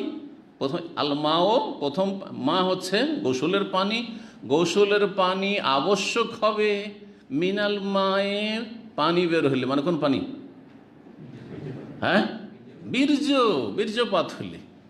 তো দ্বিতীয় মায়ের অর্থ হচ্ছে নুতফা, শুক্রবিন্দু, বীর্যপাত হলে পানি আবশ্যক হবে। পানির ব্যবহার মানে গোসল করা কি হবে? আবশ্যক হবে। একটু মজার কথা হঠাৎ করে মনে পড়ে গেল। আমরা যখন মাদ্রাসায় শিক্ষকতা করতাম, তখন একটা ছেলে প্রথম হাদিসের কিতাব পড়েছে, বুলুগুল মারাম। মিশকাতের আগে বুলুগুল মারাম পড়ে আহলে হাদিস মাদ্রাসায়। হানাফি মাদ্রাসায় তো ওই সাফি জামাতে হেদায়ার সাথে গিয়ে দাওরার 1 বছর আগে মিশকাত পড়ায়, তার আগে হাদিস টাদিস পড়ে না ওরা, শুধু ফেকা পড়িয়া পাক্কা করে দেয়, পাক্কা হানাফি বানিয়ে দেয় কওমি মাদ্রাসায় দেওবন্দীদের আর বেরেলভিদের। আর তারপরে তখন 1 বছর দাওয়ার হাদিস কালা বর করতে জন্য হাদিস পড়ায়, যার ফলে হাদিসের সাথে তাদের তেমন টাচ থাকে না, এর জন্য হাদিসের উপর আমলও করে না ওরা, ফেকার উপর আমল করে, আর হাজার হাজার হাদিস বিরোধী ফতুয়া এইসব কওমি মোল্লা মৌলভিগুলো দিতে থাকে, কারণ হাদিসে তো জ্ঞান নেই। কিন্তু আহলে হাদিস মাদ্রাসায় দোসরি জামাতে পড়েছে বুলুগুল মারাম অনেক জায়গায়। তার আগে প্রথম ক্লাসে 40 হাদিস রয়েছে, তারপরে বুলুগুল মারাম, তারপরে মিশকাত 2 বছর, তারপরে তিরমিজি 1 বছরে, তারপরে আবু দাউদ নাসাই 1 বছরে, কোনো জায়গায় ইবনে মাজা, আর তারপরে দাওরা যে বছরে শেষ ক্লাস, সেই আহলে হাদিস মাদ্রাসার সিলেবাস বলছি, হাদিসের সিলেবাস, তখন বুখারী আর মুসলিম। আর সেটাও কোন মাদ্রাসা, যেমন আমাদের যেটা মাদ্রাসা জামে বুখারী, সেটাতে শেষ বছরে শুধু বুখারী, তার আগে কুল্লিয়া সালিসাতে, কুল্লিয়া সানিয়াতে সহিহ মুসলিম, এইভাবে তাহলে কত পার্থক্য হয়ে যায় একটা আহলে হাদিস মাদ্রাসার পড়া আলেম আর একটা হানাফি দেওবন্দি বেরেলভি মাদ্রাসার পড়া আলেম, এই হাদিসের জ্ঞানের ক্ষেত্রে অনেক পার্থক্য, অনেক পার্থক্য। জি, যার ফলে তারা হাদিসের হদিসই নেই, তো আর হাদিস অনুযায়ী কি আমল করবে আর হাদিসের কি প্রচার প্রসার করবে। তো কি বলছিলাম, কি বলতে গিয়ে এই কথা বললাম,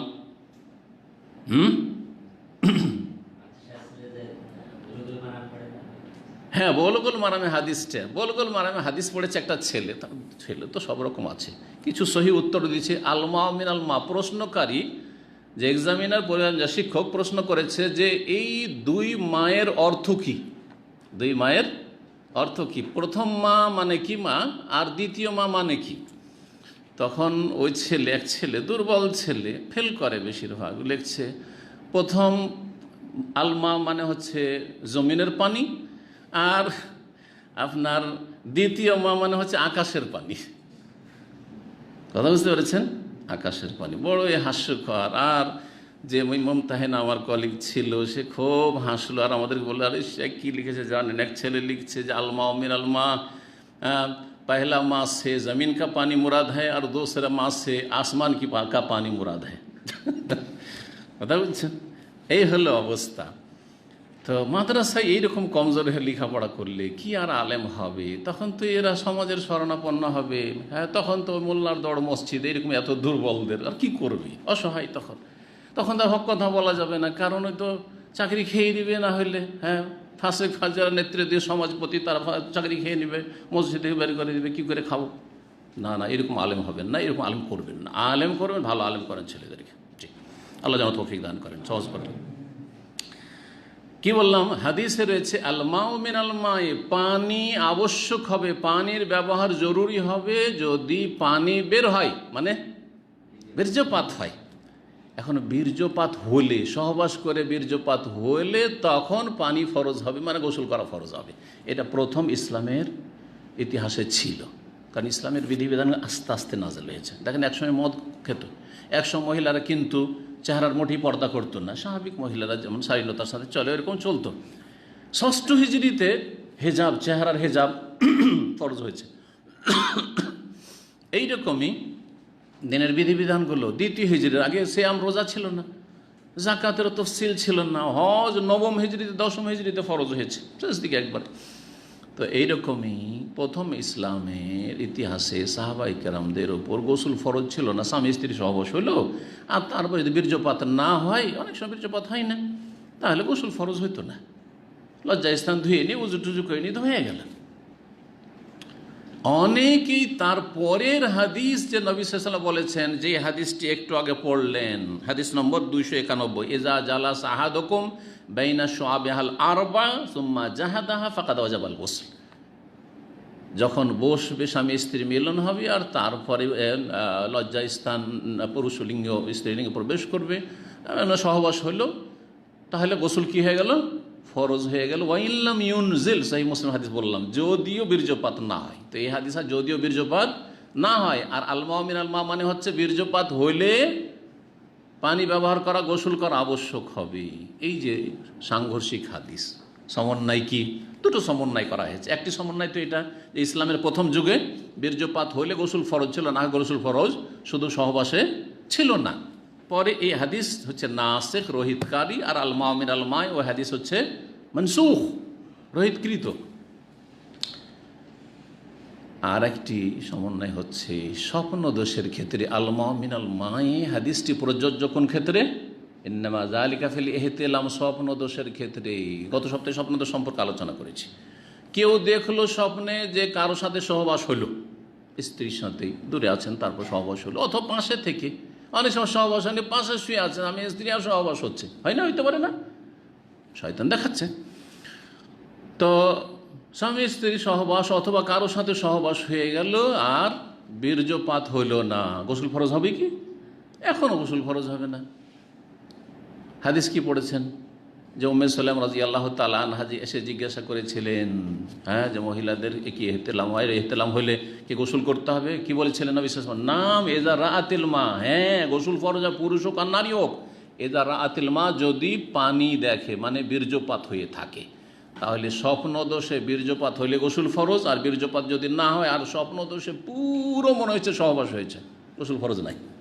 বুঝতে পেরেছেন? কিন্তু বাস্তবে যখন সহবাস হবে তখন বীর্যপাত না হইলেও গোসল ফরজ হয়ে যাবে। এই মাসআলা বেশ কিছু সাহাবায়ে কেরামরা জানতেন না, যার ফলে তাদের মতটি ওই আগের যে মতটি ছিল, আগের যে শরীয়তের বিধান ছিল সেরকম থেকে গেছে। সেটা হচ্ছে যে বীর্যপাত যখন হয়নি সহবাস করে তাহলে লজ্জাস্থান ধুয়ে উজু করলেই হবে। সামনে এই কথাগুলি আসছে যাতে করে এখানে সংশয় না হয় আর আপনাদেরকে আজব না লাগে, অবাক না হন, সেজন্য আগে থেকে ভূমিকা স্বরূপ কথাগুলি বলে দিলাম। এখন আসেন 29 নম্বর অধ্যায়, আর এই দিয়ে ইনশাআল্লাহ আজকের আলোচনা শেষ হবে। বলছেন ইমাম বুখারী রাহিমাহুল্লাহ, বাবু গাসলে মায়ুসি ও মির রতুবাতি ফারজিল মারআহ। এই অধ্যায় হচ্ছে যে ধুয়ে নিতে হবে, গাসল ধৌত করতে হবে, মায়ুসি বো যা কিছু লাগবে, মির রতুবাতি ফারজিল মারআহ মহিলার বা স্ত্রীর লজ্জা স্থানের তরল বস্তু। স্বামী স্ত্রী সহবাসের সময় লজ্জা স্থান থেকে তরল হয়ে কিছু বেরিয়ে আসে, সেটা যখন বেরিয়ে আসবে আর সেটা সেই মহিলারই লাগুক কাপড়ে বা গায়ে, অথবা স্বামীরও লাগতে পারে, তাহলে কি করতে হবে? সেটা ধুয়ে নিতে হবে। বীর্য ছাড়াও যে রতুবা মানে যে তরলতা আসে, মানুষের যখন যৌন চাহিদা কামভাব আসে তখন যে রতুবা তরলতা আসে বা তরল পদার্থ আসে, তো যেটাতে সহজ হয় সহবাস, তো এটা নাপাক, লজ্জাস্থান দিয়ে বেরিয়ে আসছে নাপাক। সুতরাং এটা যদি গায়ে লাগে তাহলে কি করতে হবে? ধুয়ে নিতে হবে। কাপড়ে লাগলে কাপড় ধুয়ে নিতে হবে, ওই জায়গাটুকু যদি জানা থাকে ধুয়ে নিতে হবে, নাহলে কাপড় বদলে দিতে হবে কাপড় থাকলে। 293 নম্বর হাদিস, বর্ণনাকারী যায়েদ ইবনে খালিদ আল-জুহনি আখবারাহু, তিনি আতা ইবনে ইয়াসার রাহমাতুল্লাহ আলাইহিকে জানিয়েছেন, আন্নাহু সালা উসমান ইবনে আফফান, যে তিনি যায়েদ ইবনে খালিদ আল-জুহনি উসমান ইবনে আফফান রাদিয়াল্লাহু তাআলা আনহু, তৃতীয় খলিফা রাশেদ কে জিজ্ঞেস করলেন। কি জিজ্ঞেস করেছিলেন? ফাকালা, বললেন, আরা আইতা, আচ্ছা বলুন তো, আখবিরনি আর আইতা মানে এজা জামার রাজুল ইমরাতাহু, যখন কোনো পুরুষ তার স্ত্রীর সাথে সহবাস করবে, ফালাম ইউমনে, কিন্তু বীর্যপাত হলো না। স্বামী স্ত্রী সহবাস করলো কিন্তু বীর্যপাত হলো না। কালা উসমান, তখন উসমান রাদিয়াল্লাহু তাআলা বললেন, কি করবে? বীর্যপাত হয়নি, গোসল করতে হবে। মাসলা জিজ্ঞাসা কাকে? উসমান রাদিয়াল্লাহু তাআলা আনহুকে। জি, তিনি বলছেন, ইয়াতাওয়াদ্দাউ কামা ইয়াতাওয়াদ্দাউ লিস-সালাহ, উযু করবে কার মতো? সালাতের মতো করে উযু। ওয়াগসিলু যাকার, লজ্জা স্থান ধুয়ে নিবে। লজ্জা স্থান আগে ধুইবে, হ্যাঁ, যদিও পরে উল্লেখ করা হয়েছে, কিন্তু এখানে ওয়াও তরতিব পর্যায়ক্রম বর্ণনা করে না, সুম্মা বা ফা পর্যায়ক্রম বর্ণনা করে, কিন্তু ওয়াও যেমন দুইজন আসলো, শাহাদাত আর আবদুল্লাহ। আবদুল্লাহ আগে এসছে, কিন্তু আমি বললাম যা শাহাদাত ও আবদুল্লাহ, শাহাদাত এবং আবদুল্লাহ এসছে, এর মানে এই নয় যে আগে শাহাদাত এসছে। কিন্তু যখন বলবো যা আবদুল্লাহ ফা শাহাদাত বা সুম্মা অতপর, হ্যাঁ, তখন তরতিব হবে, যেভাবে বলেছে সেভাবে। জি, তো ঠিক ওই রকমই এখানে আগে লজ্জাস্থান ধৌত করবে, তারপরে উজু করবে সলাতের মতো করে। অথচ কি হয়েছে? স্বামী স্ত্রী মিলন হয়েছে। কে ফতোয়া দিচ্ছেন? ওসমান রাদিয়াল্লাহু তাআলা। ওসমান রাদিয়াল্লাহু তাআলা আগের যে ফতোয়াটি ছিল ইসলামের, সেটি জানছেন মনসুখ হয়ে গেছে, এই মাসআলা তার জানা ছিল না। জি, সুবহানাল্লাহ। বললাম কারণ যে সেই যুগে এরকম জানার ব্যবস্থা ছিল না। তো এত বড় ব্যক্তিত্বের এইরকম অনেক সাহাবায়ে কেরাম অনেক মাসলাই জানা ছিল না, সেটা কোনো আইব দোষের বিষয় নয়। অনেক ওলামায়ে কেরামরা, আমাদের অনেক বড় বড় আইম্মায়ে কেরামরা, তাদের ভুল হওয়া স্বাভাবিক। তাহলে যদি সাহাবায়ে কেরামদের যুগে এরকম ভুল হতে পারে, তাহলে আবু হানিফা, শাফি, মালিক আমার ভুলের উর্ধে নাকি? যে আপনি আবু হানিফার অন্ধ তকলিদ করবেন? আপনি না, হারাম তকলিদ করা, অন্ধভাবে কারো অনুসরণ করা, তিনিও ভুলের উর্ধে না। আচ্ছা, যদি আমার ভুল হয়ে যায়, আরে শেখ ভুল করে দিয়েছে নাকি? ভুল হইতে পারে, ভুল হইতে পারে। চেষ্টা করে ভুল হইতে পারে, অনেক সময় চেষ্টাতে ত্রুটি থাকলেও ভুল হইতে পারে, অনেক সময় চেষ্টা করে ভুল হইতে পারে, ইজতিহাদ করেছি কিন্তু ভুল হয়ে গেছে। সুতরাং কারো ভুলকে দ্বীনের এলমের ক্ষেত্রে মোটামুটি যোগ্যতা আছে, ভুল করতে পারে। আপনারা কখনো অবাক হবেন না যে এত বড় আলেম দিয়ে ভুল হয়েছে, আরে আলবানী সাহেব এরকম ফতোয়া দিয়ে দিয়েছেন, হইতে পারে মানুষ। জি হ্যাঁ, সময় তুমি রসুল্লাহ সাল্লাম, উসমান বলছেন আমি রসুল্লাহ সাল্লামের কাছে এরকম শুনেছি, আলমা মিন আলমা, পানি কখন ফরজ হবে, মানে গোসল করা, পানি ব্যবহার করা যখন বীর্যপাত হবে। তারপরে কনফার্ম হওয়ার জন্য, কারণ অন্যদের কাছে অন্যরকম হয়তো শুনেছেন, বলছে ফাঁসা আলতান জালিক, অথবা এমনি জিজ্ঞেস করছেন যে বিষয়টা আরও একটু জানি এই সম্পর্কে। জিজ্ঞাসা আলী বিন আবি তালেবকে, আবু তালেবের ছেলে আলী চতুর্থ খলিফা, তাকেও জিজ্ঞেস করলেন। জুবাইর ইবনে আওয়াম, তিনিও আশরা মুবাশশারের অন্যতম, তাকে জিজ্ঞেস করলেন। তালহা ইবনে উবাইদুল্লাহ, তিনিও আশরা মুবাশশার, তাকেও জিজ্ঞেস করলেন। উবাই ইবনে কাব, প্রখ্যাত কারি, হাফেজ এবং আলেম, তাকেও জিজ্ঞেস করলেন। কয়জন?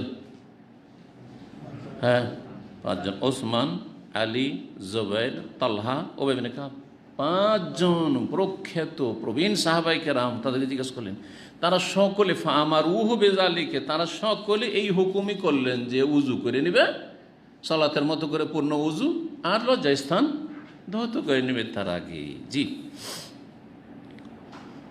কালা ইয়াহি আখবারনি আবু সালমান ও রবিন বলছেন আখবরাহু, তাকে জানিয়েছেন আবু সালামাকে, আন্না আবা আইয়ুব আখবরাহু, আবু আইয়ুব আনসারিও, তার 6 জন হয়েছেন, তিনি তাকে জানিয়েছেন আন্নাহু সামিআ যালিকা রাসূলিল্লাহ, তিনিও শুনেছেন রাসূলুল্লাহ সাল্লাল্লাহু আলাইহি ওয়াসাল্লামের কাছে যে কোনো ব্যক্তি যদি সহবাস করে আর যদি ফালাম ইউমনে বা ফালাম ইউকসিল, আপনার এবারে রয়েছে যে শিথিল হয়ে গেল আর বীর্যপাত হলো না, তাহলে উজু করে নেবে, লজ্জাস্থান ধুয়ে নেবে, হয়ে গেল। তো এই ফতোয়া ছিল। তারপরে 293টা পড়ে নিই আর তারপরে কিছু কথা বলবো। 293 হাদিস, সর্বশেষ হাদিস আজকের। উবাই ইবনে কাব রাদিয়াল্লাহু তাআলা আনহু থেকে বর্ণনা করেছেন আবু আইয়ুব আনসারী রাদিয়াল্লাহু তাআলা আনহুমা, আন্নাহু কাল, তিনি বলেন, মানে উবাই কাব বলেন, ইয়া রাসূলুল্লাহ, হে আল্লাহর রাসূল, ইজা জামার রাজুল মারাতা, কোন পুরুষ যদি স্ত্রীর সাথে সহবাস করে, ফালাম ইউনজেল, কিন্তু বীর্যপাত হলো না, এনজাল, জি, বীর্যপাত হলো না। কালা, তাহলে কি করতে হবে? উত্তর, ইয়াগসিলু মা মাসাল মারআতা মিনহু, ধৌত করবে যতটুকু স্পর্শ করেছে স্ত্রীকে, হ্যাঁ, তার থেকে। স্ত্রীর যদি লজ্জাস্থান দিয়ে কোনো কিছু কাপড়ে লেগে থাকে বা গায়ে লেগে থাকে, ততটুকু কী করবে? ধৌত করে নেবে। সুম্মা ইয়াতাওয়াদ্দা, তারপর উজু করে নেবে, ওয়ায়ুসাল্লি, আর তারপর সালাত আদায় করবে। গোসলের কথা বললেন না, বোঝা গেছে? রিওয়ায়াত কে করেছেন? উবাই ইবনে কাব। তাহলে উবাই ইবনে কাব রাদিয়াল্লাহু তাআলা আনহুর মাসলা জালা ছিল না যে সর্বশেষ হুকুম কিন্তু আগেরটা মনসুখ হয়ে শেষ হুকুম হচ্ছে যে সহবাস হইলেই বীর্যপাত হোক আর না হোক কী করতে হবে? গোসল ফরজ। জি। কালা আবু আবদুল্লাহ, ইমাম বুখারী আবু আবদুল্লাহ তাঁর কুনিয়াত উপনাম রাহমাতুল্লাহ আলাইহি বলছেন, আল গোসলু আহওয়াতু, গোসল হচ্ছে অধিক সতর্কতা, ওয়াজালিকাল আখির, আর এটা হচ্ছে সর্বশেষ বিধান। সর্বশেষ বিধান এটা তো বোঝা সহজ, কিন্তু আহওয়াত কথাটি বুঝতে অনেকে ভুল করে দিচ্ছে, সেজন্য ওইটা বুঝাবো। তারপরে বলছে ইন্নামা বাইয়ান্না লিইখতিলাফিহিম, এগুলি আমি বর্ণনা করলাম কেন, যে এই 6 জন সাহাবায়ে কেরাম রাদিয়াল্লাহু তাআলা আনহুমের মত ছিল যে স্বামী স্ত্রী মিলনে যদি বীর্যপাত না হয় তাহলে উজু করলে চলবে, লজ্জাস্থান ধুয়ে। এটা কেন বর্ণনা করলাম? এই জন্য বর্ণনা করলাম যে তাদের মাঝে ইখতিলাফ ছিল, ইখতিলাফে তাদের ইখতিলাফের মতবিরোধের কারণেই সাহাবায়ে কেরামের মাঝে এইরকম ইখতিলাফ ছিল। অনেকে হয়তো বিশ্বাস করতে পারেননি, অনেক সময় কোন একটা মাসলা পৌঁছে কিন্তু বিশ্বাস করতে পারে না, হয় পৌঁছেইনি, এটাও হয়। ইমামরা যে সহিহ হাদিসের খেলাফ ফতোয়া দিয়েছেন তার বিভিন্ন কারণ, ওজরগুলি ইমাম ইবনে তাইমিয়া রাহমাতুল্লাহ আলাইহি একটি সুন্দর কিতাব লিখেছেন, খুবই সুন্দর কিতাব, বাংলায় অনুবাদ হয়েছে, রাফউল মালাম আনিল আইম্মাতিল আলাম। বড় বড় যে উলামায়ে কেরামগণের ওপর থেকে তিরস্কারকে দূরীভূত করা, কেউ যেন তিরস্কার না করে, আরে এত বড় ইমাম এই হাদিসের খেলাফ কেন করলো, কেন রাফায়েদের হাদিস ইমাম আবু হানিফা মানেনি, কেন সূরা ফাতিহা ছাড়া নামাজ হয় না এটা ফতোয়া দেননি উনি, হ্যাঁ, কেন আমিন জোরে তিনি ফতোয়া দেননি? প্রশ্ন উঠতে পারে না? রাফুল মালাম, তিরস্কার করবেন না। বিভিন্ন কারণে হাদিস গ্রহণ করেননি, হয় হাদিসটা আসলে পৌঁছেইনি তার কাছে, কারণ সেই যুগে এই হাদিসগুলি সংকলন হয়নি। বুখারী, মুসলিম, আবু দাউদ, নাসাই, তিরমিজির আকারে যে কেতাব খুললে পেয়ে যাবেন। আর কেতাবও লিখার পরে পাণ্ডুলিপিতে ছিল, কয়টা লোক কত পাণ্ডুলিপি পড়া কত সহজ। জি। আর হতে পারে যে হাদিস পৌঁছেছে কিন্তু বিশ্বস্ত সূত্রে পৌঁছেনি, বিশ্বস্ত সূত্রে পৌঁছেনি, সেজন্য বিশ্বাস করতে আস্থা করতে পারেনি। হয় না এরকম? একবারে বর্তমান যুগের একটা স্পষ্ট একটা উদাহরণ দিই। অনেকেই এই করোনার ভ্যাকসিনের বিরোধিতা করতেন গুজবে কান দিয়ে, না না না না না নেওয়া যাবে না, ধ্বংস করে দিবে, একদম সর্বনাশ করে দেবে। ঠিক আছে, যেই লোকগুলো এই ধরনের কথাবার্তা বলতো, পরে দেখলো যে না, এগুলো তো গুজব, আসলে আমি তো এটা বিশ্বাস করেছিলাম। আর যারা মেজরিটি বলছে, সারা দুনিয়া বলছে যে ভ্যাকসিন নিয়ে নেন, ভ্যাকসিন নিয়ে নেন, ভ্যাকসিন নিয়ে নেন, আমি বিশ্বাসই করছিলাম না। অথচ একজন দুজন না, কোটি কোটি বিশেষজ্ঞরা বলছে যে ভ্যাকসিন নিতে হবে, এটা উপকারী। এবং আলেম ওলামা বলছে, শুধু দুনিয়ার বিশেষজ্ঞরা না, যারা স্বাস্থ্য বিষয় বিশেষজ্ঞ তারাও এবং আলেম ওলামারাও বলছে যে নিয়ে নেন, এটা নিরাপদ নেন। যদি সামান্য ক্ষতি থাকে, ক্ষতির চাইতে যাতে ফায়দা অনেক বেশি, তখন সেটা অবশ্যই করণীয়। তো অনেকে বিশ্বাস করতে পারেনি।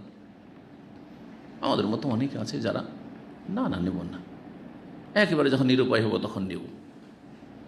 কিন্তু পরে জানা গেল যে না, এর উপকারিতা আছে এবং এর অপকারিতার কথা যা বলছে সেগুলি বাড়াবাড়ি, এবং এটা বড়ই মারাত্মক ক্ষতি করে দেবে, এই করে দেবে, সেই করে দেবে, এগুলো আসলে গুজব। দেখেন, পরে আস্থা হলো, হচ্ছে না হচ্ছে না। তো এইরকমটা হইতে পারে। অনেক সময় একটা হাদিস পৌঁছেছে, কিন্তু না না না না, আমি শুনেছি, আমি নবী সাল্লাল্লাহু আলাইহি ওয়াসাল্লাম, তুমি কী বলছো, বাড়াবাড়ি কথা। আমি শুনেছি যে বীর্যপাত না হলে গোসল ফরজ হয় না, তুমি বলছো যে এমনি সহবাস হলে গোসল ফরজ হইতে পারে, এরকম। জি হ্যাঁ। তো ইখতিলাফগুলি ছিল সাহাবায়ে কেরামদের যুগেই। সামান্য কিছু সাহাবায়ে কেরামগণ এই ভিন্ন মত রাখতেন, কিন্তু অধিকাংশ সাহাবায়ে কেরাম এই মতটি রাখতেন না। তারপরে তাবেঈনদের যুগে এজমা হয়ে গেছে, এরকম একটি কথা আছে। কিন্তু তারপরও দুই একজন তাবে এমনও পাওয়া যায়, তারা এই মতটি পোষণ করতেন। তাদের একজন হচ্ছেন আল আমাশ, ইমাম আল আমাশ রহমতুল্লাহ আলাইহি, সুলাইমান ইবনে মেহরান আল কুফি আল আসাদি। তিনিও বলতেন, যেমন এই 6 সাহাবায়ে কেরামদের মত কি, যে সহবাস যদি হয় আর বীর্যপাত না হয় তাহলে গোসল ফরজ হবে না, লজ্জাস্থান ধুয়ে ওযু করলে হবে। তো তাবেঈনদের যুগে সামান্য কিছু ইখতিলাফ ছিল, তারপরে এর উপর ইজমা হয়ে গেছে। আর আবু হানিফা, শাফি, মালিক, আহমদ, আহলে হাদিস, মুহাদ্দিসিন, সমস্ত মুহাদ্দিসিন কিরাম, এমনকি জাহিরিরা, ইমাম দাউদ জাহিরি, ইবনে হাজম, সমস্ত আইম্মা কিরাম বলছেন কি, যে গোসল ফরজ, সহবাস হলেই গোসল ফরজ, বীর্যপাত হোক আর না হোক। তো ইমাম বুখারী রাহিমাহুল্লাহ যে বলছেন আল গোসলু আহওয়াদ, গোসল করা অধিক সতর্কতা। তার মানে কেউ যদি গোসল না করে তো সতর্কতা, সাবধানতা বেশি হলো না, কিন্তু চলবে নাকি, এরকম বোঝা যায় না, এমনটা না। এর ব্যাখ্যাটা কিভাবে করব? যারা এভাবে বিশদভাবে আলোচনা করেছেন, তারা লিখেছেন, তাদের মধ্যে বা তাদের দর্শে এই আলোচনাগুলি এসছে। সৌদি আরবের একজন হাইয়াত কেবার বড় আলেম শেখ আব্দুল করিম আল খুজাইর হাফিজাহুল্লাহ তাআলা, তার সহিহ বুখারীর শারহ রয়েছে একদম বিস্তারিত। তার আগে ইবনে হাজার রহমাতুল্লাহ রয়েছে, ইমাম আইনির রয়েছে, অনেকের রয়েছে সহিহ বুখারী ভাষ্য। তো তিনি লিখেছেন যে ইহতিয়াত কথাটি, সতর্কতা, এটা 2 স্তরের। একটা হচ্ছে আবশ্যক সতর্কতা, আর একটা হচ্ছে উত্তম সতর্কতা। সূক্ষ্ম কথা, কিন্তু আপনার জন্য সতর্কতা হচ্ছে যে এই কাজটি করবেন না, কিন্তু কাজটা কিন্তু জরুরি সতর্কতা। এটা কখনো কখনো আমরা এরকম বলে থাকি। আর আরেকটা হচ্ছে অধিক সতর্কতা, মানে সতর্ক থাকলে ভালো, আর যদি সতর্ক না থান করেও নেন তো চলবে। সবসময় কিন্তু এই দ্বিতীয় অর্থটি হয় না। তো এখানে বলছেন আল এহতিয়াত আল লাজিম, আবশ্যক যেটি এহতিয়াত, আবশ্যক সতর্কতা, সাবধানতা হচ্ছে যে গোসল করতে হবে। কারণ নবী করিম সাল্লাল্লাহু আলাইহি ওয়াসাল্লামের শেষ হাদিস রয়েছে যে বীর্যপাত হোক আর না হোক, সহবাস হইলেই কী হবে, গোসল ফরজ হয়ে যায়। ফাকাদ ওয়াজাবাল গোসলু ওয়া ইল্লাম ইউনজিল। আল্লাহু তাআলা আ'লাম ওয়া সাল্লাল্লাহু সাল্লাম আলা নবিয়িনা মুহাম্মদ ওয়া আলা আলিহি ওয়া সাহবিহি আজমাইন।